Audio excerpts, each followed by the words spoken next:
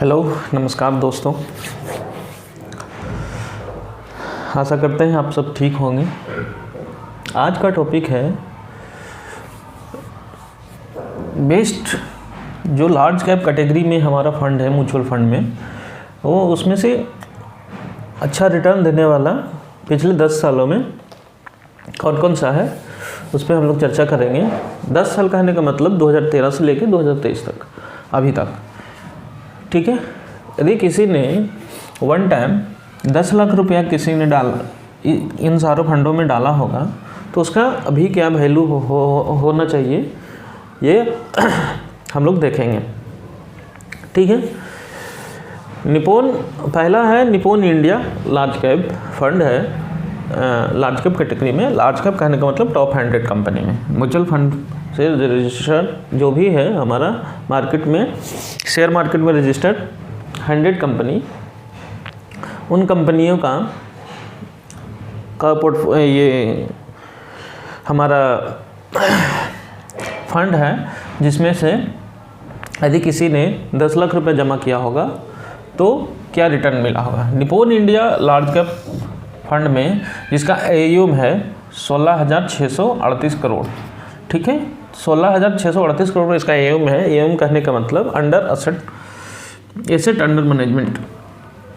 ठीक है, कि इस फंड के अंडर में इतना रुपया है, इतना 16,638 करोड़। इसका रिटर्न 10 साल में 17% दिया है, जिसका वैल्यू है 48,21,082 रुपया। ठीक है। दूसरा है SBI blue chip fund. SBI blue chip fund में जिसका AUM है 38,598 करोड़। ठीक है, जो रिटर्न बना के दिया है 42,90,650, और परसेंटेज में देखें तो 15.67%।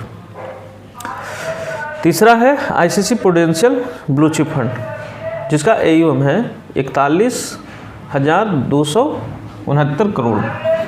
इसका रिटर्न है पिछले 10 सालों में 42,46,420 रुपये। ठीक है। अब इसका एनुअल रिटर्न हो गया 15.55%, कंपाउंडिंग में है। चौथा क्या है, HDFC टॉप 100 फंड। मतलब HDFC का टॉप 100 फंड, ये फंड का नाम है। ठीक है, ये सारे हैं जो फंड के नाम हैं। इसका HDFC का AUM है 25,773 करोड़। ठीक है। इसने इस फंड ने बना के दिया है पिछले 10 सालों में 39,59,771। इसका रिटर्न है 14.75%। ठीक है। पांचवा है Canara Robeco blue chip equity fund. ठीक है, इसका AUM है 10,182 करोड़। आप AUM पर ध्यान देंगे, सब में सारे में लगभग 10,000 करोड़ से ऊपर ही AUM है। मतलब ये इसमें बहुत ज़्यादा पैसा डाला हुआ है, इन्वेस्ट किया हुआ है। ठीक है। कैनरा रेवोको ने रिटर्न बना के दिया है 39,57,803, जिसका रिटर्न है 14.74%। अब ये बताइए कि कौन सा एसेट क्लास है जिसमें हम संपत्ति बना सकते हैं, जिसमें इतना रिटर्न दिया होगा। ठीक है। यदि किसी ने 10 लाख का गोल्ड खरीदा, क्या उसका वैल्यू इतना होगा? किसी ने 10 लाख का लैंड खरीदा है, क्या उसका वैल्यू इतना होगा? ठीक है, कहीं कहीं हो सकता है, कहीं कहीं कहने का मतलब किसी भी लोकेशन में, लेकिन हमारा लैंड में डाइवर्सिफिकेशन नहीं है। मतलब किसी एक पार्टिकुलर प्लेस पे ही हो सकता है, लेकिन इतना रिटर्न नहीं मिलेगा। और भी एसेट क्लास है, 4 एसेट क्लास है। गोल्ड है, डेब्ट है, इक्विटी है, ठीक है, और रियल एस्टेट है। ठीक है।